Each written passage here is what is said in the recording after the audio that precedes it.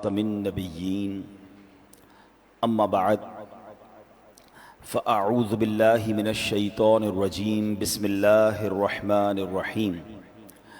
پڑھیے الصلاۃ والسلام علیک یا رسول اللہ وعلی آلک واصحابک یا حبیب اللہ۔ الصلاۃ والسلام علیک یا نبی اللہ وعلی آلک واصحابک یا نور اللہ۔ نویت سنت الاعتکاف۔ پیارے پیارے اسلامی بھائیوں، جب بھی مسجد میں داخل ہوا کریں یاد کر کے اعتکاف کی نیت کر لیا کریں۔ یاد رہے کہ مسجد میں کھانا پینا، سونا، سحری یا افطار کرنا یہ سب شرعاً منع ہے۔ اعتکاف کی نیت کر لیں گے تو ثواب بھی ملے گا اور یہ سارے کام بھی ضمناً جائز ہو جائیں گے۔ ابھی آپ نے دیکھا میں نے آ کر پانی پیا، الحمدللہ پہلے میں نے اعتکاف کی نیت کی اور پھر میں نے پانی پیا۔ اگر میں بغیر اعتکاف کی نیت کر کے یہ پانی پی لیتا تو یہ پانی پینا گناہ ہو جاتا۔ یہ بڑی چھوٹی سی بات ہے جو لوگوں کو نہیں پتہ۔ ہم مسجد میں آتے ہیں، بعض اوقات لنگر بٹ رہا ہوتا ہے، پانی مل رہا ہوتا ہے تو ہم پی لیتے ہیں، ظاہر انسان ہے، ضرورت ہے، لیکن اعتکاف کی نیت یہ ضروری ہے۔ مسجدیں کھانے پینے سونے کے لیے نہیں ہیں، نیت اعتکاف کے ساتھ یہ باتیں انشاءاللہ ہمارے لیے جائز ہو جائیں گی۔ درود پاک پڑھنے کے بے شمار فضائل و برکات ہیں۔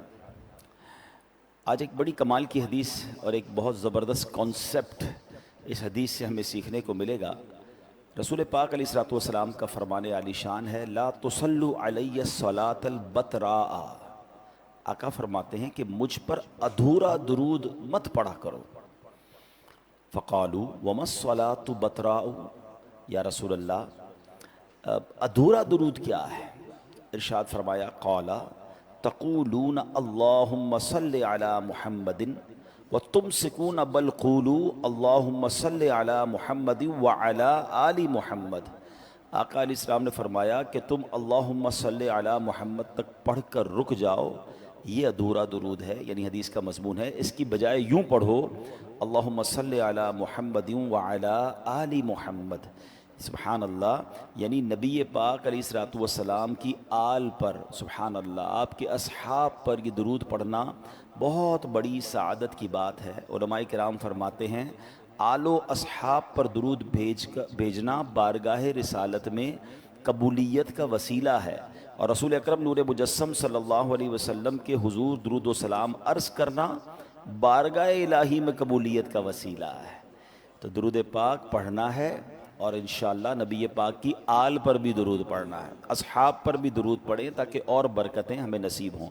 ہاں، ایک شرعی مسئلہ یاد رکھیے گا کہ فرشتوں اور نبیوں کے علاوہ کسی پر بھی مستقل درود پڑھنا جائز نہیں، ٹھیک ہے؟ فتاوی رضویہ میں ہے کہ اہل بیت اطہار، صحابہ کرام، اولیاء کرام وغیرہ پر اگر درود بھیجنا ہو تو اس کا طریقہ یہ ہے کہ پہلے نبی پاک علیہ السلام پر درود بھیجیں، پھر آپ علیہ الصلوۃ والسلام کے تابع رکھ کر چاہے اہل بیت یا صحابہ یا اولیاء وغیرہ سب کا ذکر کر سکتے ہیں۔ مثلا اللہم صل علی محمد وعلی آلہ واصحابہ واولیاء ملتہ اجمعین، یعنی پہلے درود نبی پاک پر بھیجنا ہے، اس کے تابع رکھ کر، جیسے ہم نے بیان سے پہلے ہم کیا ہمیشہ درود پاک پڑھتے ہیں، الصلاۃ والسلام علیک یا رسول اللہ، نبی پاک پر درود بھیجا، وعلی آلک واصحابک یا حبیب اللہ، تو کیا ہوا؟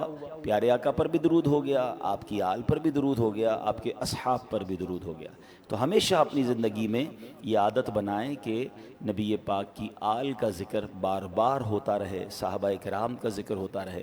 سبحان اللہ، شاعر کہتے ہیں نا، یا نبی تم پہ بار بار سلام، بے عدد اور بے شمار سلام، عزت اہل بیت پر صلوات، ہدیہ روح چار یار سلام، صلو علی الحبیب صلی اللہ تعالی علی محمد صلی اللہ علیہ وسلم۔ اسلامی سال کا پہلا مہینہ ہمارے درمیان ہے اور آج اسلامی سال کا پہلا جمعہ بھی ہم ادا کر رہے ہیں۔ نیا سال ہے، پہلا جمعہ ہے، قبولیت کی گھڑیاں ہیں۔ ہم اللہ سے دعا کرتے ہیں کہ مولا یہ والا سال ہم سب کے لیے رحمت والا، برکت والا اور عافیت والا سال بنا دے۔ اے اللہ اس سال بلکہ اگلی ساری زندگی میں ہماری کوئی نماز قضا نہ ہو، ہماری پریشانیاں دور ہو جائیں، ہماری بیماریاں دور ہو جائیں۔ یہ سال ہمارے لیے مکے مدینے والا سال بنا دے۔ اے اللہ یہ سال عزتوں میں اضافے کا سال بنا دے۔ تو خوب دعائیں کیجئے، بڑا برکت والا دن ہے، سال کا پہلا جمعہ ہے۔ اور آج انشاءاللہ ہم جو قرآن پاک کی آیت سنیں گے، ہر جمعے کو ہی ہم قرآن پاک کی ایک یا دو آیتیں سنتے ہیں اور اس کے تحت الحمدللہ کچھ سمجھنے کی اور سیکھنے کی کوشش کرتے ہیں۔ اللہ کریم قرآن مجید میں ارشاد فرماتا ہے قُلْ لَا أَسْأَلُكُمْ عَلَيْهِ أَجْرًا إِلَّا الْمَوَدَّةَ فِي الْقُرْبَى قُلْ لَا أَسْأَلُكُمْ عَلَيْهِ أَجْرًا إِلَّا الْمَوَدَّةَ فِي الْقُرْبَى وَمَنْ يَقْتَرِفْ حَسَنَةً نَزِدْ لَهُ فِيهَا حُسْنًا ان اللہ غفور شکور۔ پارہ 25 ہے، سورہ شورى ہے اور آیت نمبر 23 نمبر آیت ہے۔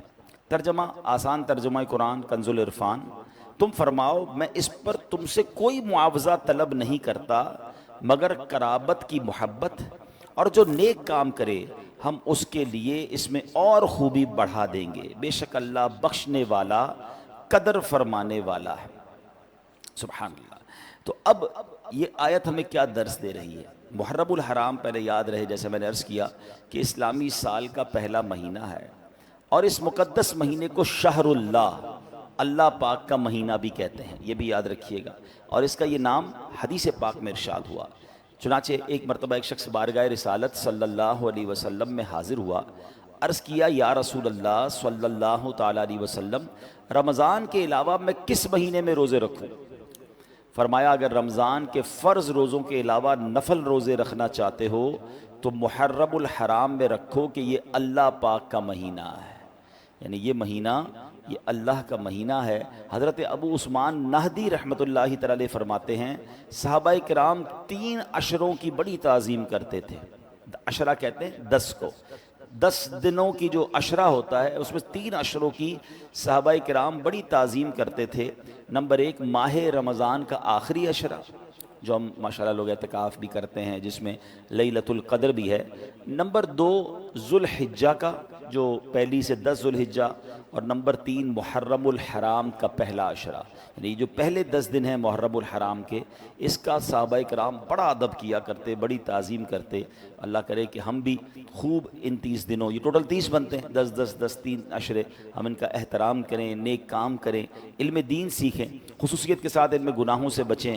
اللہ کرے کہ نفل روزے رکھیں، نفل عبادت کریں۔ سبحان اللہ، دعوت اسلامی کے ماحول میں ان 10 دنوں کا بڑا شاندار اہتمام ہوتا ہے، بلکہ دیکھا جائے تو ان تینوں 10 دنوں کا، رمضان کے آخری 10 دن، ذوالحجہ کے پہلے 10 دن، محرم کے 10 دن، ان 30 دنوں میں مدنی مذاکروں کا سلسلہ ہوتا ہے عالمی مدنی مرکز فیضان مدینہ میں، اور وہ مدنی چینل پر لائیو ٹیلی کاسٹ بھی ہوتے ہیں۔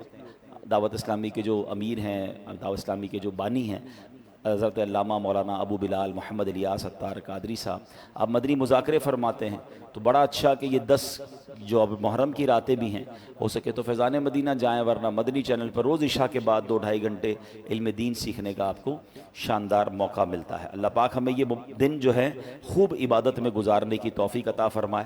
اگر پورے 10 دن روزہ نہ رکھ سکیں تو کم از کم عاشورہ کا روزہ ضرور رکھیں، اور اس کے ساتھ ایک دن ملا لیں، یا تو 9 محرم یا 11 محرم، کیونکہ پچھلی قومیں بھی اس دن کا روزہ رکھتی تھی۔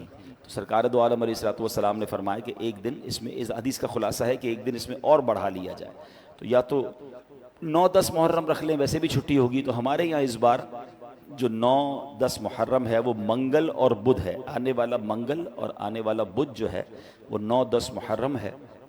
تو آپ نے اس میں کوشش کر کے، چھٹیاں بھی ہیں، روزہ بھی رکھنا ہے، اور ہماری اسی مسجد میں انشاءاللہ 9 محرم کی رات، یعنی منگل کی رات عشاء کی نماز کے فوراً بعد ایک اجتماع فضائل اہل بیت ہوگا، اور اس میں آپ نے سب نے آنا ہے، کیونکہ اس میں انشاءاللہ ہم کربلا کے واقعے کے حوالے سے بھی سنیں گے، فضائل اہل بیت بھی سنیں گے، اور پھر انشاءاللہ یہاں پر لنگر کا بھی اہتمام ہوگا، لنگر حسینی کا اہتمام ہوگا۔ تو یہ بڑی رات ہے، عبادت کی رات ہے، تو آپ نے عشاء کی نماز یہیں ادا کرنی ہے اور اس پروگرام میں بھی شرکت کرنی ہے۔ اب آتے ہیں آیت کی طرف۔ سورہ شورا کی جو آیت تلاوت کی تو اس کے بارے میں کیا ارشاد ہوتا ہے؟ معاملہ یہ تھا کہ جب نبی پاک علیہ الصلوۃ والسلام مکہ پاک سے مدینہ طیبہ ہجرت کر کے جب تشریف لائے تو انصار صحابہ کون تھے؟ چلے یہ بھی سمجھ لیں، مہاجرین و انصار کئی بار آپ نے سنا ہوگا۔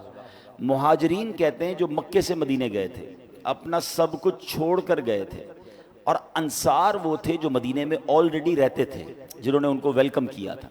تو نبی پاک جب مکے سے مدینے پہنچے تو جو انصار صحابہ تھے انہوں نے دیکھا کہ سرکار دو عالم علیہ الصلوۃ والسلام کے پاس ظاہری مال و اسباب نہیں ہیں، یعنی نبی پاک کوئی بہت زیادہ پیسے اور بہت سارا سامان، ہم گھر شفٹ کرتے ہیں تو سامان بھی لے کے جاتے ہیں، کچھ لوگوں کو تو ٹرک اور سزوکیاں بھر کے جاتی ہیں، مگر ایسا نہیں ہوا تھا۔ صحابہ کرام اور نبی پاک علیہ الصلوۃ والسلام مکے سے جب مدینے ہجرت کی تھی تو کچھ بھی نہیں لے کر گئے، کیونکہ وہاں تو ظلم تھا، چھپ چھپا کے تو سفر ہوا تھا۔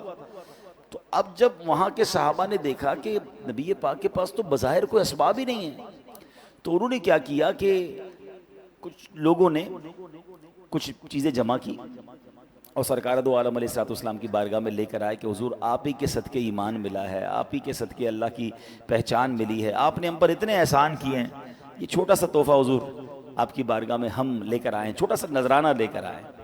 سبحان اللہ۔ نبی پاک علیہ الصلوۃ والسلام کی اس کیفیت کے بارے میں شاعر کیا خوب لکھتے ہیں کہ مالک کونین ہیں گو پاس کچھ رکھتے نہیں، مالک کونین ہیں گو پاس کچھ رکھتے نہیں، دو جہاں کی نعمتیں ہیں ان کے خالی ہاتھوں میں ہیں۔ آپ تو اللہ کے حبیب ہیں نا، خود فرما چکے ہیں کہ اگر میں یہ چاہوں، حدیث پاک کا خلاصہ ہے کہ یہ مکے کے پہاڑ میرے ساتھ سونے اور چاندی کے بن کر چلنا شروع ہو جائیں۔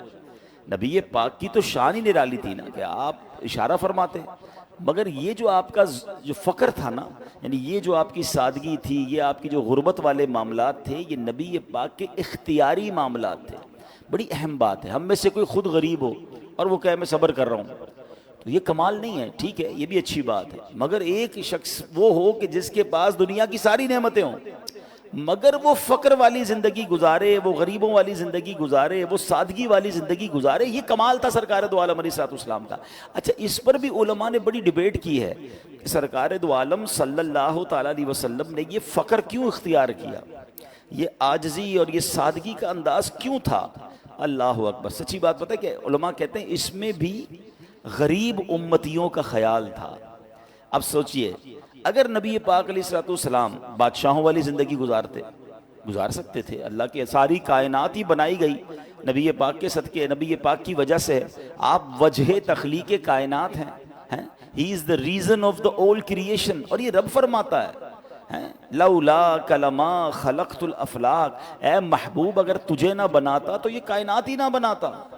نبی پاک کی وجہ سے، سبحان اللہ، یہ جو ہم پڑھتے ہیں نا نعت شریف کے شعر کہ زمین و زمان تمہارے لیے، مکین و مکان تمہارے لیے، چنین و چنا تمہارے لیے، بنے دو جہاں تمہارے لیے، بدن میں ہے جان تمہارے لیے، دہن میں زبان تمہارے لیے، ہم آئے یہاں تمہارے لیے، اٹھے بھی وہاں تمہارے لیے۔ تو یہ کائنات بنی نبی پاک علیہ الصلوۃ والسلام کے صدقے۔ تو رب نے جس حبیب کے لیے کائنات بنائی اس کو کیا پرابلم، وہ جیسا عرض کرتے اللہ کی طرف سے عطا ہو جاتا۔ تو اب ذرا ریئلائز کریں کہ اگر سرکار دو عالم علیہ الصلوۃ والسلام بادشاہوں والی زندگی گزارتے، آپ کا بڑا محل ہوتا، آپ کے قیمتی کپڑے ہوتے، آپ قیمتی خوشبو لگاتے، قیمتی سواریوں پہ سفر کرتے، تو پھر جو غریب امتی ہوتے وہ یہ سنتوں پر عمل کیسے کرتے ہیں؟ پھر ہمیں بھی سنت پر عمل کرنے کے لیے بڑا بنگلہ لینا پڑتا، تو بڑی گاڑی لینی پڑتی، تو بڑی جناب خرچے کرنے پڑتے، تو غریب تو سنت سے رہ جاتا۔ تو نبی پاک کی سنت کیا ہے؟ چٹائی پر سونا ہے۔ پیارے آقا کی سنت کیا ہے؟ جو کی روٹی ہے، کھجور کھانا ہے۔ نبی پاک سادہ کپڑے پہنتے۔ تو سبحان اللہ فرمایا کہ یہ نبی پاک تو سبحان اللہ سب کے آقا ہے نا، ایسی زندگی گزاری کہ غریب امتی اس پر عمل کر لے، تو سنت کا ثواب بھی مل جائے، اس کے دل کو دلاسا بھی مل جائے کہ میرے آقا بھی تو ایسے ہی تھے۔ اور امیر سادگی پر عمل کرنا چاہے تو وہ بھی کر سکتا ہے۔ امیر کو تو صرف اپنی لیوش لائف کو تھوڑا کم کرنا ہوگا نا سنت پر عمل کرنے کے لیے، غریب کو تو کچھ نہیں کرنا پڑے گا، اور اس کو تسلی بھی رہے گی کہ میں اگر غربت میں ہوں تو سرکار دو عالم علیہ الصلوۃ والسلام کی لائف کیا تھی۔ بلکہ سچی بات یہ ہے کہ جیسی زندگی نبی پاک نے گزاری نا، ایسی تو ہم اب بھی نہیں گزار رہے، ہمارے غریب بھی نہیں گزار رہے۔ کیوں؟ سرکار کا علیہ الصلوۃ والسلام کا انداز کیا تھا کہ 3 دن تک بعض اوقات آپ کے گھر میں چولہا نہیں جلتا تھا، کبھی جو کی موٹی روٹی تو کبھی کھجور پانی، تیرا ایسا سادہ کھانا مدنی مدینے والے، ہے چٹائی کا بچھونا کبھی خاک ہی پہ سونا، کبھی ہاتھ کا سرہانا مدنی مدینے والے، تیری سادگی پہ لاکھوں، تیری عاجزی پہ لاکھوں، ہوں سلام عاجزانہ مدنی مدینے والے۔ تو بہرحال صحابہ کرام نے اپنے طور پر نذرانے لے آئے کہ حضور آپ کے پاس بظاہر ہم نے دیکھا کچھ اسباب نہیں ہیں اور ہمارا سب کچھ آپ کا ہی ہے، آپ کے صدقے تو ہمیں ایمان ملا ہے۔ تو نبی پاک علیہ الصلوۃ والسلام نے جو جواب دیا نا، قرآن کی اصل میں آیت نازل ہوئی، ارشاد ہوا کل، تم فرماؤ، کیا فرمانا ہے؟ لا اسألکم علیہ اجرا، میں اس پر تم سے کوئی معاوضہ طلب نہیں کرتا، یعنی میں نے تمہیں دین سکھایا، کلمہ پڑھایا، جہالت کے اندھیروں سے نکال کر اسلام کا نور عطا کیا، تمہیں گمراہی کے گھڑے سے نکال کر ہدایتوں کا چراغ بنا دیا، اب بھی دن رات تمہیں دین سکھاتا ہوں۔ اے میرے صحابہ، اس پر میں تم سے کوئی بدلہ نہیں چاہتا، نہ مجھے مال کی حاجت ہے، نہ مجھے محلات اور دنیاوی عیش و آرام کی چاہت ہے، میں رب کا محبوب ہوں، جنت کا مالک ہوں، مجھے اس دنیا سے کیا غرض ہے؟ نبی پاک کو کس چیز کی ضرورت تھی؟ کیا صحابہ سے کہا مجھے کچھ نہیں چاہیے، مگر آگے کیا فرمایا؟ اِلَّا الْمَوَدَّةَ فِي الْقُرْبَى، مگر قرابت کی محبت، یعنی میں تم سے اجرت کچھ نہیں چاہتا، ہاں ایک بات ہے جو تبلیغ و ہدایت کی اجرت نہیں، مگر تم پر لازم ہے کہ میرے قرابت داروں سے محبت رکھو، یعنی اب میری آل سے محبت رکھو، یہ تم پر لازم ہے۔ پھر آگے فرمایا، قرآن کہتا ہے وَمَن يَقْتَرِفْ حَسَنَةً نَزِدْ لَهُ فِيهَا حُسْنًا ان اللہ غفور شکور، اور جو نیک کام کرے ہم اس کے لیے اس میں اور خوبی بڑھا دیں گے، بے شک اللہ بخشنے والا قدر فرمانے والا ہے۔ آیت کریمہ کے اس حصے کی ایک تفسیر علماء کرام نے یہ فرمائی کہ جو بندہ نیکی کرے، کون سی نیکی؟ نبی پاک علیہ الصلوۃ والسلام کے قرابت داروں سے محبت کی نیکی، یعنی جو اہل بیت سے محبت کرے اللہ پاک اسے مزید نیکیوں کی توفیق نصیب فرمائے گا، بے شک اللہ بخشنے والا قدر فرمانے والا ہے۔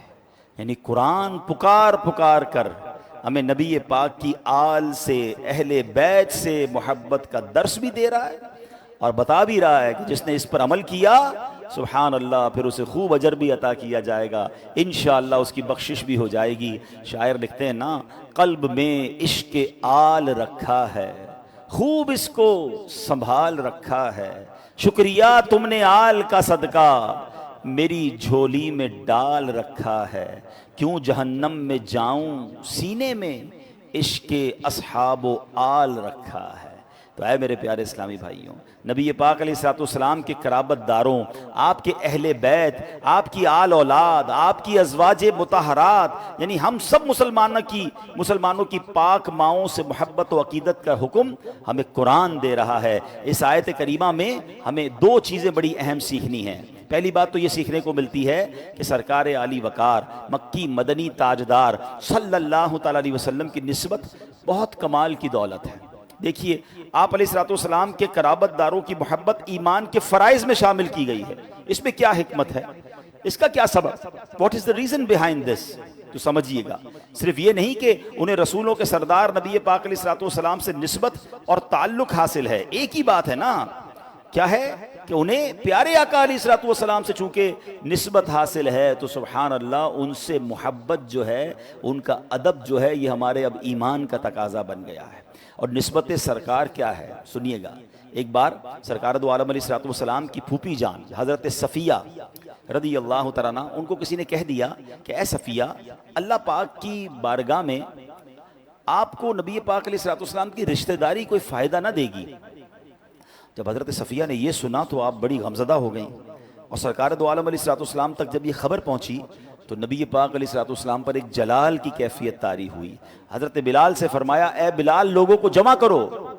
نبی پاک علیہ الصلوۃ والسلام کے حکم پر مدینے کے لوگوں کو جمع کیا گیا. سرکار دو عالم علیہ الصلوۃ والسلام ممبر پر تشریف فرما ہوئے اور اللہ پاک کی حمد و ثنا بیان کی اور فرمایا کیا حال ہے ان لوگوں کا جو یہ گمان کرتے ہیں کہ میری رشتہ داری فائدہ نہیں دے گی. قیامت کے دن ہر سبب و نسب یعنی نسبی اور سسرالی رشتہ ٹوٹ جائے گا مگر میرا سبب اور نسب کہ وہ دنیا اور آخرت میں جڑا ہوا ہے. یعنی قیامت کے دن سارے رشتے ختم ہو جائیں گے مگر نبی پاک سے جو رشتہ ہے، جو آپ کی آل، آپ کے قرابت داروں کا رشتہ ہے، وہ قیامت کے دن بھی باقی رہے گا.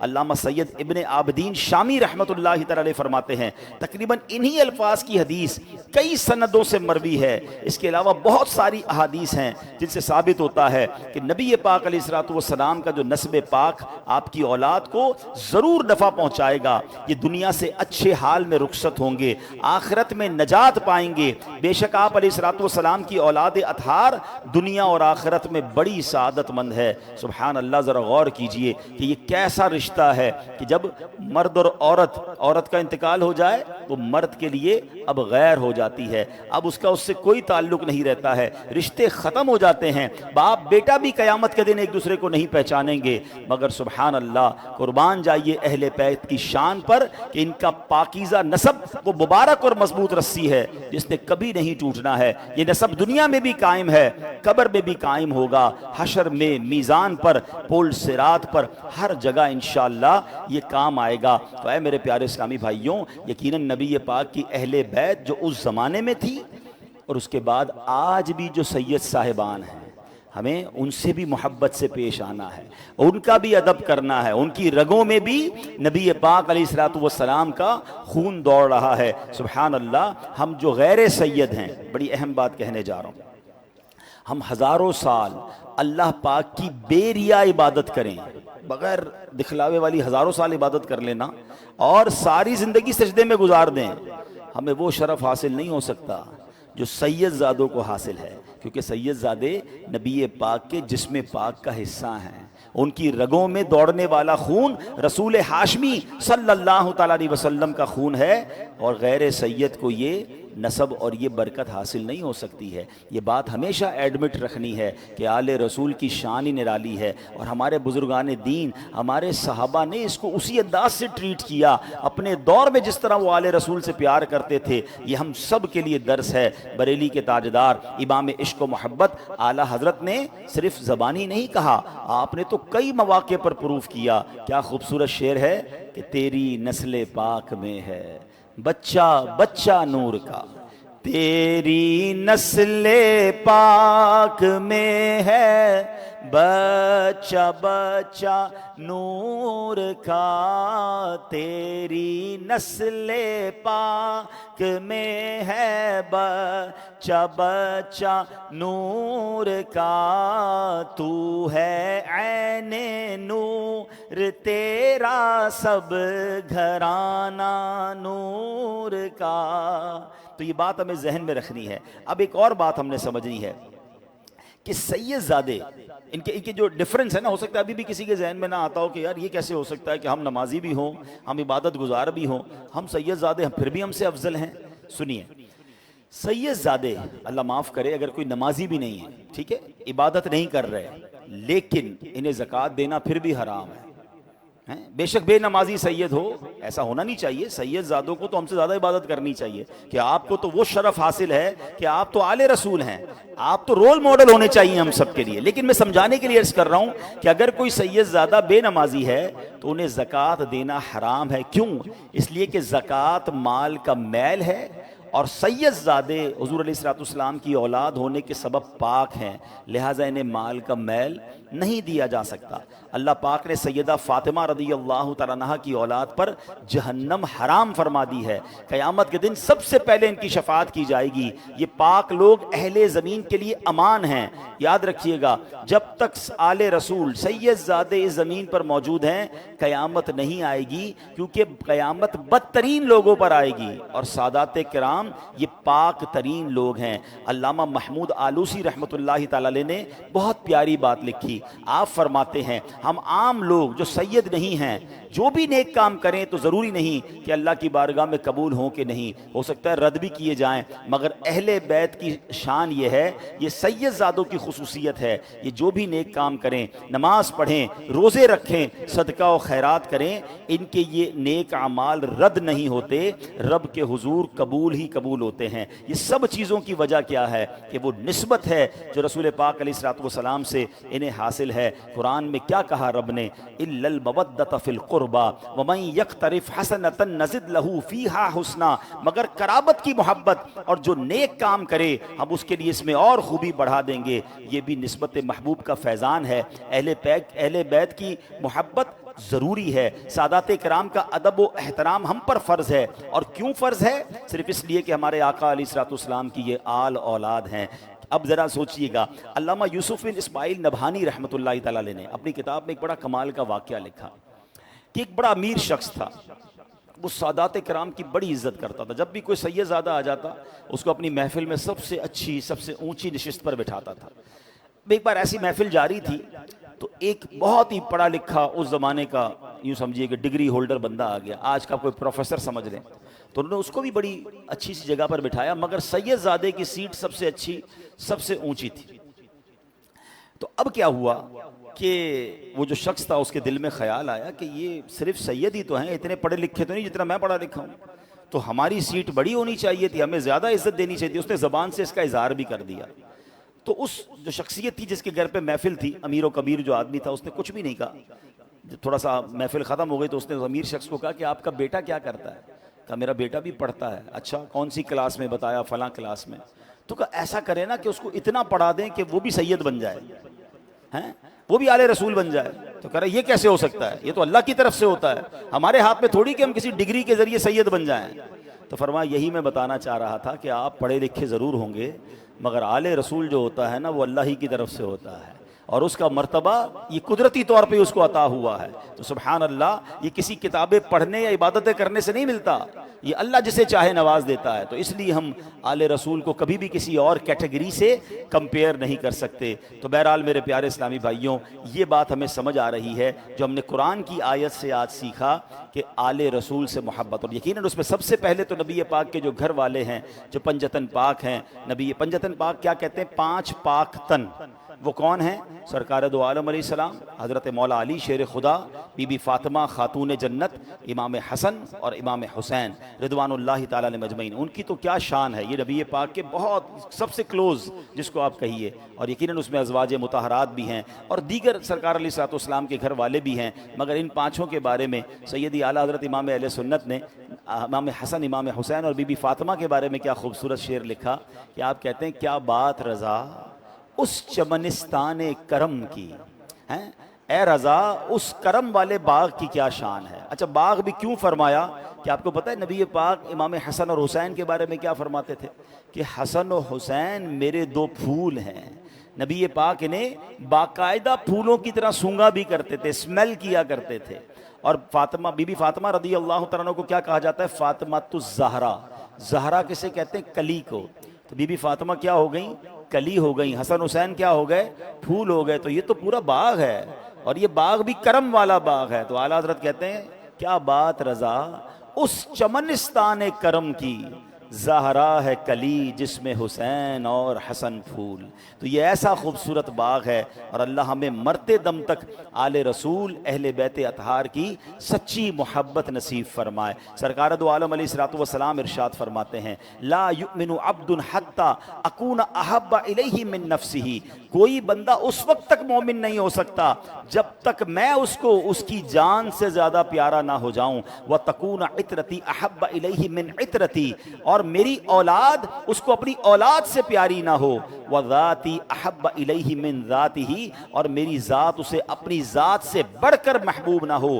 ویکون اہلی احب الیہ من اہلہ، اور میرے اہل بیت اسے اپنے گھر والوں سے بڑھ کر پیارے اور محبوب نہ ہوں۔ یعنی میرے اور آپ کے کامل مومن ہونے کی دلیل کیا ہے کہ میری ذات سے بڑھ کر، میرے تمام لوگوں سے بڑھ کر، میری جان سے بڑھ کر مجھے نبی پاک سے محبت ہو، اپنی اولاد سے زیادہ نبی پاک کی اولاد سے پیار ہو، اپنی ذات سے بڑھ کر سرکار کی ذات سے محبت ہو، اور فرمایا اپنے گھر والوں سے بڑھ کر نبی پاک کے گھر والوں سے محبت ہو۔ یہ میرے اور آپ کے ایمان کا تقاضا ہے۔ یقیناً نبی پاک سے محبت کرنی ہے تو سب سے بڑھ کر کرنی ہے، تو ہمیں سرکار علیہ الصلوۃ والسلام کی آل اور آپ کے اہل بیت سے دل و جان سے محبت کرنی ہے۔ ایک اور روایت میں ہے جو اللہ پاک سے محبت کرتا ہے، اب ذرا ترتیب سنیے گا، جو اللہ پاک سے محبت کرتا ہے وہ قرآن سے محبت کرتا ہے، جو قرآن سے محبت کرتا ہے نبی پاک فرماتے ہیں وہ مجھ سے محبت کرتا ہے، جو مجھ سے محبت رکھتا ہے وہ میرے اصحاب اور قرابت داروں سے محبت رکھتا ہے۔ اس کا مطلب یہ ہوا کہ صحابہ اور اہل بیت سے پیار کرنا یہ رسول پاک سے پیار کرنا ہے، رسول پاک سے پیار کرنا یہ قرآن سے پیار کرنا ہے، اور جو قرآن سے پیار کرتا ہے وہ اللہ سے پیار کرتا ہے۔ تو ہمیں قرآن کو بھی تھامنا ہے، سنت کو بھی تھامنا ہے، اور اصحاب و اہل بیت سے بھی پیار کرنا ہے۔ ایک بڑی آج کل کے زمانے میں ایک عجب سا فینومینا چل پڑا ہے کہ کچھ لوگ صرف صحابہ کی بات کرتے ہیں، اہل بیت کی بات نہیں کرتے، کچھ لوگ صرف اہل بیت کی بات کرتے ہیں، صحابہ کی بات نہیں کرتے۔ ایسا نہیں ہونا چاہیے، یہ دونوں ہماری آنکھیں ہیں، ہاں یہ ہمارے سر کے تاج ہیں، یہ نبی پاک کے ساتھ ہی ہیں، ہم کیسے کہ ان کے بارے میں کوئی مائنس بات اپنے ذہن میں لا سکتے ہیں؟ ٹھیک ہے، پہلے دو حدیثیں سنیے گا۔ سرکار دو عالم علیہ الصلوۃ والسلام اپنے صحابہ کے بارے میں کیا کہتے ہیں؟ اصحابی کالنجوم فبأیہم اقتدیتم اہتدیتم، میرے صحابہ ستاروں کی مانند ہیں، ان میں سے جن کی بھی اقتدا کرو گے ہدایت پا جاؤ گے۔ دے آر لائک اسٹارز، ٹھیک ہے۔ اور اپنی اہل بیت کے بارے میں کیا فرماتے ہیں؟ حدیث پاک کا مضمون ہے کہ میری اہل بیت امت کے لیے کشتی نوح کی مانند ہے، جو اس کشتی میں سوار ہوگا اس کا بیڑا پار ہو جائے گا، وہ کنارے لگ جائے گا۔ اب سبحان اللہ غور کیجئے، صحابہ کیا ہیں؟ ستارے ہیں، اور اہل بیت کیا ہے؟ وہ کشتی ہے۔ اب اگر جو پہلے کے لوگ تھوڑا سا جن کو تاریخ پڑھی ہو، اب تو کمپاس وغیرہ آ گئے ہیں، مگر پہلے جب کشتی کنارے لگانی ہوتی تھی نا، سمندر کا سفر کرنا ہوتا تھا، تو دو چیزوں کی ضرورت ہوتی تھی، اچھی کشتی ہو اور ستارے نظر آ رہے ہوں، تو اسی سے راستہ لوگ ڈھونڈ کر اپنا سفر طے کیا کرتے تھے۔ بریلی کے تاجدار اعلیٰ حضرت نے مسئلہ ہی حل کر دیا کہ اے اہل سنت والوں، تمہارا بیڑا پار ہو جانا ہے، تمہاری کشتی بھی بڑی پیاری ہے، تمہارے ستارے بھی بڑے پیارے ہیں، تمہیں صحابہ سے بھی پیار ہے، تمہیں اہل بیت سے بھی پیار ہے۔ اعلیٰ حضرت کہتے ہیں اہل سنت کا ہے بیڑا پار، اصحاب حضور نجم ہیں، اور ناؤ ہے عطرت رسول اللہ کی۔ اصحاب حضور نجم ہیں، ستارے ہیں، اور ناؤ ہے عطرت رسول اللہ کی۔ تو اپنے دل میں اصحاب و اہل بیت کی محبت خوب بڑھائیے۔ اچھا، اب یہ تو یقیناً نبی پاک کے گھرانے سے تو ہمیں محبت ہے، ہماری جو امہات المومنین ہیں وہ ہماری مومنین کی مائیں ہیں، ہمیں ان سے بہت ادب کے ساتھ ان کی عزت و احترام کرنا ہے۔ مگر اب سوال یہ ہے کہ جو آل رسول ہمارے درمیان ہمارے وطن میں ہیں، سید صاحبان، ہمیں ان کی بھی خدمت کرنی چاہیے، ان سے بھی ادب سے پیش آنا چاہیے۔ کوشش کریں، جو ماشاءاللہ مالدار لوگ بیٹھے ہیں، اگر آپ کے یہاں کوئی ملازم ہے اور وہ آل رسول بھی ہیں تو آپ ان کو نذرانے کے طور پر رقم پیش کریں، زیادہ کام انہیں نہ دیں، تھوڑا اسے احترام اور ادب سے بات کریں۔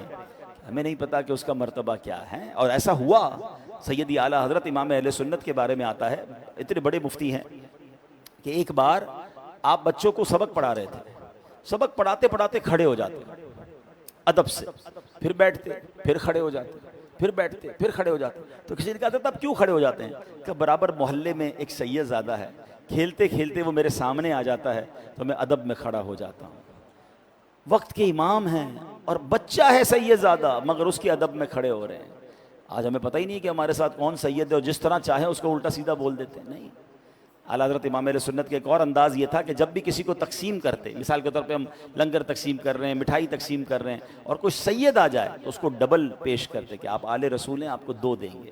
یہ ادب کرنے کا ایک انداز ہے۔ سبحان اللہ، وہ واقعہ تو کتنا نرالا ہے، وقت کم ہے، میں تفصیل سے تو نہیں سنا سکوں گا، مگر کئی لوگوں نے سنا ہوگا کہ اس زمانے میں جب 100 سال پرانی بات ہے تو گاڑیاں نہیں ہوتی تھی اتنی زیادہ، تو علماء کرام کو بلانے کے لیے ڈولیاں بھیجی جاتی تھی ہیں، تو اعلیٰ حضرت کو بھی ایک بیان میں لے جانا تھا تو ڈولی بھیجی گئی، کاندھے پر 4 مزدور اسے اٹھایا کرتے تھے۔ اعلیٰ حضرت جب ڈولی میں بیٹھتے ہیں تو سبحان اللہ عشق رسول کا عالم یہ تھا کہ آپ نے کہا ڈولی کو روکو، مجھے نبی پاک کی خوشبو آ رہی ہے۔ تو پتہ چلا، کہا کیوں؟ فرمایا چاروں میں سے کوئی ایک سید ضرور ہوگا۔ کیسا عشق رسول تھا کہ نبی پاک کی آل کی خوشبو آ جاتی تھی۔ ایک غریب مزدور آگے آیا، کہتا حضور میں ہی سید ہوں، کیا مجھ سے غلطی ہو گئی ہے؟ فرمایا غلطی تم سے نہیں، احمد رضا سے ہو گئی ہے۔ بتاؤ تم نے کیوں ڈولی اٹھائی، مجھے کیوں کاندھے پر بٹھایا؟ نبی پاک کو میں قیامت کے دن کیا جواب دوں گا؟ پیارے آقا نے اگر مجھ سے پوچھ لیا کہ احمد رضا میری آل کے کاندھے اس لیے تھے کہ تم اس پر سواری کرتے، اللہ اکبر۔ وہ غریب سید زادہ کہتا ہے حضور غلطی آپ کی نہیں میری ہے، مجھے مزدوری چاہیے تھی اس لیے میں آ گیا۔ اعلیٰ حضرت فرماتے نہیں سید زادے، اب احمد رضا کا دل جب تک چین نہیں پائے گا جب تک تم ڈولی میں نہیں بیٹھو گے اور احمد رضا کاندھا نہیں دے گا۔ اس زمانے کے لوگوں نے دیکھا کہ کروڑوں رضویوں کے پیشوا، وقت کے امام بریلی کے روڈ پر مزدور شہزادے سید زادے کو ڈولی میں بٹھاتے ہیں اور آپ کاندھا دیتے ہیں۔ ایسے ہی زبانی نہیں کہتے تھے کہ کروں تیرے نام پہ جاں فدا، نہ بس ایک جاں دو جہاں فدا، 2 جہاں سے بھی نہیں جی بھرا، کروں کیا کروڑوں جہاں نہیں۔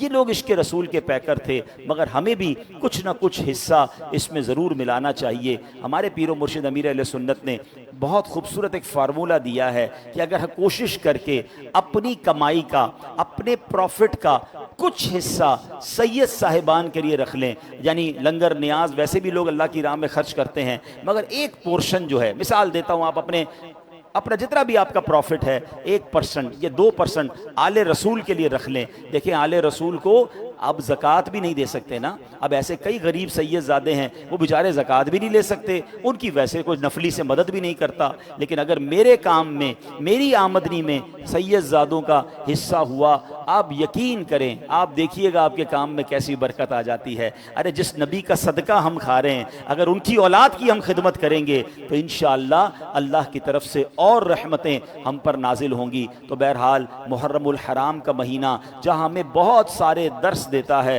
وہاں اہل بیت سے محبت کا درس دیتا ہے، نبی پاک کے گھرانے کا محبت کا درس دیتا ہے، اور پھر آج کے دور میں جو سید صاحبان ہیں ان کے لیے بھی ہمیں درس دیتا ہے۔ ہاں سید وہی ہوگا جس کا عقیدہ اور ایمان درست ہوگا، جو صحابہ کرام کے بارے میں بھی درست عقیدہ رکھتا ہوگا، ہم اسی سید کو انشاءاللہ اس کی خدمت بڑی محبت کے ساتھ کریں۔ اور یہاں سید صاحبان بھی اگر مجھے سن رہے ہیں تو ہاتھ جوڑ کر آپ سے عرض ہے کہ آپ تو آل رسول ہیں، قرآن آپ کے فضائل بیان کر رہا ہے، تو ہمیں تو ایسا بننا چاہیے۔ وہ کہتے ہیں نا کہ میں ایسا بنوں کہ مجھے دیکھ کر لوگ میرے والد کے بارے میں کہیں کہ کیا تربیت کی ہے۔ تو آل رسول جو سید صاحبان ہیں، نمازوں کی پابندی ہو، عشق رسول کا پیکر آپ نظر آئیں، سنتوں کے پیکر نظر آئیں، تاکہ آپ کو دیکھ کر مزید لوگ انشاءاللہ سنتوں کی راہ پر چلنے والے بن جائیں۔ اللہ پاک ہمیں اہل بیت اطہار اور سید صاحبان آل رسول کا ادب نصیب فرمائے۔ ایک بار پھر میں اعلان کر دوں کہ منگل اور بدھ 9-10 محرم ہے، اور یہ 2 دن ہو سکے تو روزہ رکھیں، ورنہ 10 اور 11 روزہ رکھیں، اس کے بڑے فضائل ہیں۔ اور منگل کی رات کو انشاءاللہ شب عاشور ہے، یہاں پر عشاء کی نماز 9:15 بجے عشاء ہے، 9:10 پر عشاء آپ یہیں ادا کریں۔ عشاء کے فوراً بعد انشاءاللہ یہاں شب عاشور کا اجتماع ہوگا، انشاءاللہ میرا بیان ہوگا، اس میں واقعہ کربلا اور کربلا سے ملنے والے ہمیں کیا پیغامات ہیں وہ انشاءاللہ یہاں بیان کیے جائیں گے۔ یہی بیان انشاءاللہ لائیو بھی ٹیلی کاسٹ کیا جائے گا، جو ہمارے ناظرین ہیں وہ بھی شامل ہو جائیں۔ تقریباً 9:40 پر اللہ نے چاہا تو ہم بیان شروع کر دیں گے، اور انشاءاللہ اجتماع کے بعد یہاں پر آپ کے لیے اللہ نے چاہا تو لنگر کا بھی اہتمام ہوگا، لنگر حسینی کا اہتمام ہوگا۔ آپ نے بھی آنا ہے، اپنے دوستوں کو بھی لے کر آنا ہے۔ یہ رات عبادت کی رات ہے، تو اس میں آپ نے یہ رات گزارنی ہے۔ اللہ پاک